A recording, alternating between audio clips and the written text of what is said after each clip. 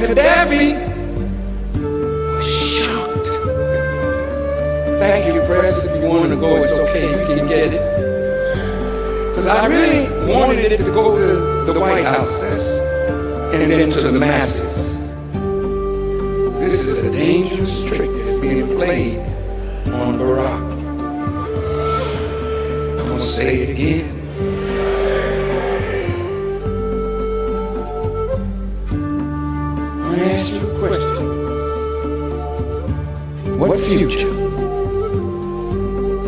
does Barack Obama have after the White House as a brilliant young black giant? And what fear to those who hate him? What fear do they have? The knowledge, the experience that he has gained. How could he use it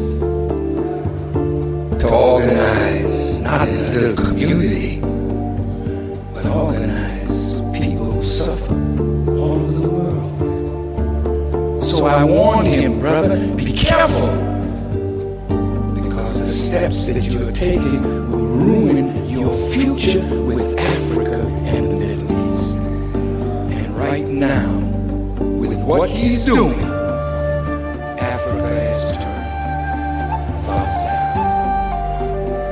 The Middle East that had hope in him, Central and South America that had hope in him. When he was in Brazil, they were saying to him to go home. Yes. And the Brazilian government felt that he insulted them because the day that he landed talking about unity between those nations was the day that bombs were falling on Libya, and they felt it was an insult to them for him to do that. Did any of you members of the press read that? Now I know it appears that brother has backtracked. It's not regime change anymore. Maybe Gaddafi will hold on. Now, brothers, sisters, when he said regime change, Gaddafi got to step down and get out. The policy was already in that he, Gaddafi, would be assassinated and his revolution reversed. Put up on the board, on the screen, Time magazine with Ronald Reagan and Barack. You have it up there? Did you see that Time magazine?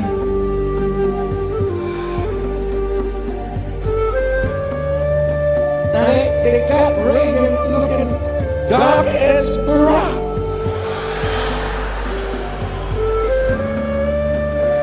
Now you know he never hugged Barack Obama, but that was put together like that to say something. But I got the message. Why Obama loves Reagan. And when you look at the article, Obama admires Reagan more so than George W. or Clinton.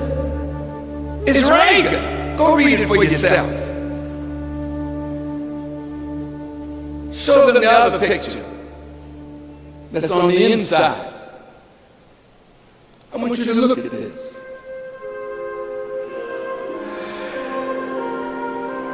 What a striking resemblance. It don't mean much to you. But when this book was delivered to me last night, I got sick. Because now I understand why that earthquake and tsunami messed me up. I understand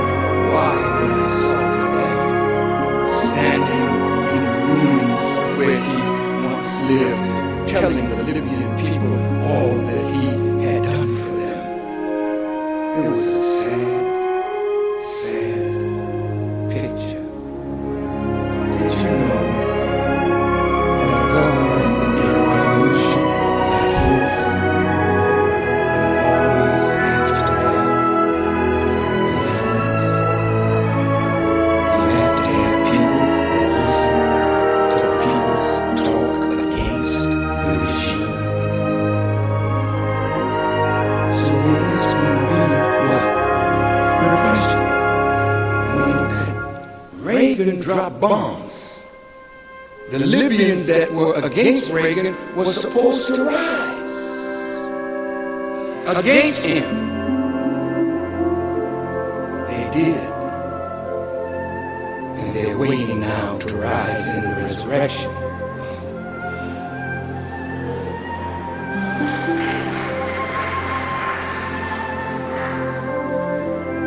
Same thing happened with Saddam Hussein. In the South, where the no-fly zone was, those people were encouraged to rise against Saddam. And when George W. Bush, Herbert Walker Bush, would not go beyond Kuwait into Iraq, those people that had risen up were soft. Now it is the question. We have a government, and you're trying to keep your government going. Can you stand for there to be a popular uprising with weapons? Just answer. See some of your fathers. Have you ever had your son kind of push up on you?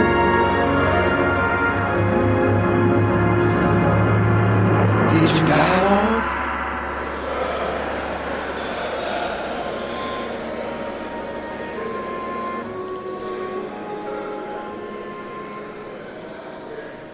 Enough said.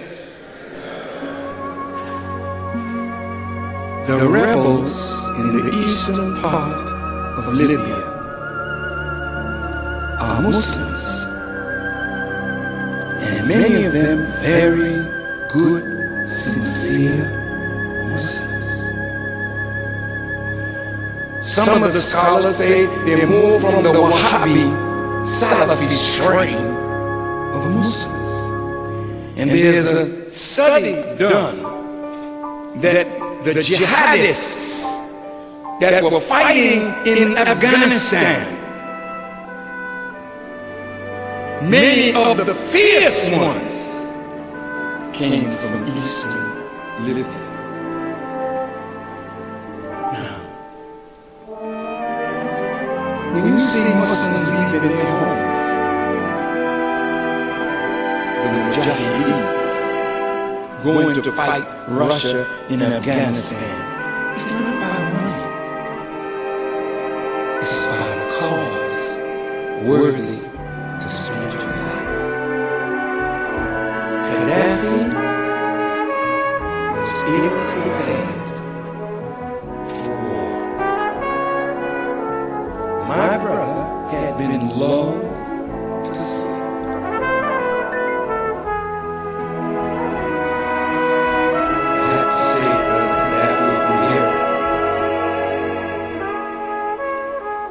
I went to him for the second time.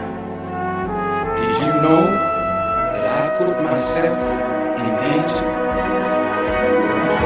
After I learned that it was Libya that America was going to bomb, I sent my family home from Africa, and I got on an Aeroflot jet and landed in Tripoli and warned Brother Gaddafi's people of what America was planning to do.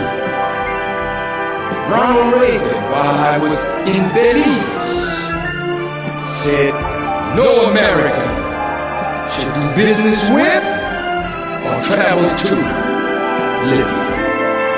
$50,000 fined, 10 years in prison. It crystallized for me while I was in Ghana that it was Libya. That the vision, and Elijah Muhammad said, the president has met with his joint chiefs of staff to plan a war. I want you to hold a press conference and make known their plans. Well, I had to find out who the war was against and why he didn't tell me more. Because Reagan was the beginning. And unfortunately, Barack Obama is the end. Many of you who heard of my vision-like experience and laughed at me and mocked me, all the governments that are now releasing their files on UFOs. America's holding back, but Britain just released hers, Mexico, Brazil, China, other nations are informing their people of the reality of what is above your head, that America's technology, they say, is 1,000,000 years behind.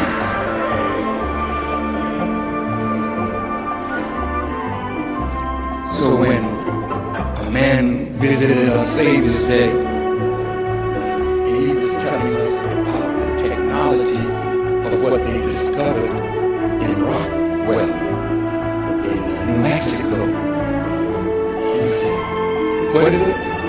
Roswell, thank you. He said, we are thousands of years behind. I said, why do you think you're that far behind? Who do you think that you are?